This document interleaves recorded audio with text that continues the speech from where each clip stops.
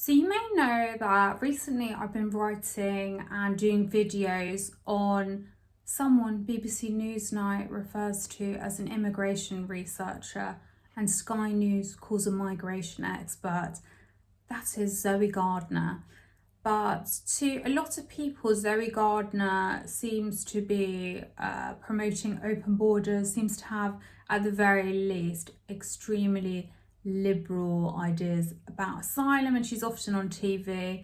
And what I wrote about was the fact she trained at somewhere called the New Economy Organisers Network, NEON for short. It's kind of a left-wing training school. It runs spokespeople courses and it gives activists scripts if they need or want to read them. But let's leave NEON aside for a second. So Zoe Gardner, another thing she's been busy doing is trying to stop Trump. She appears to be fronting an activist group called Stop Trump. If you go on its Instagram, she's all over there, and she recently fronted protests in the Cotswolds against JD Vance, the vice president, who'd come there on a family holiday. You might have seen in the news, and Zoe Gardner was standing there with a lot of people telling him to go away. Now, Stop Trump is described as a grassroots organisation campaign group. And I find this word grassroots quite interesting because when I look at a lot of activist groups, I find that they're not that grassroots in terms of there being quite a lot of coordination and sometimes funding behind them.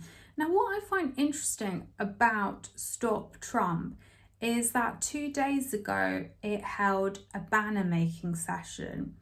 And this banner making session took place at Pelican House. This is a location in Bethnal Green, East London, that I write about loads because it's left-wing cooperative where all sorts of left-wing organisations are based, and Jeremy Corbyn and all the Corbynistas in Parliament, including Greens, meet there, presumably coordinate there. They're linked to a group called Green New Deal Rising there, and there is German funding floating about. That's the Rosa Luxemburg Foundation, Stiftung in German, is based there, and that is associated with the German political party Die Linke.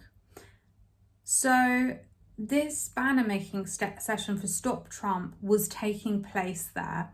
It was to get banners in place for the 17th of September when Trump is visiting, and to make sure that everyone in this grassroots organisation is prepared and has something to wave around. So the very link to Pelican House always makes me a bit suspicious of anything claiming to be grassroots, because yes, the seeds of the idea might have come from young activists, perhaps having a chat in the park or the pub or a coffee shop, but there's a lot of infrastructure that they could potentially get access to in Pelican House.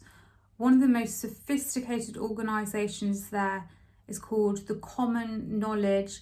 It helps activists with everything from strategy to web design to setting up a payroll, using Companies House and working out how to fund their operation.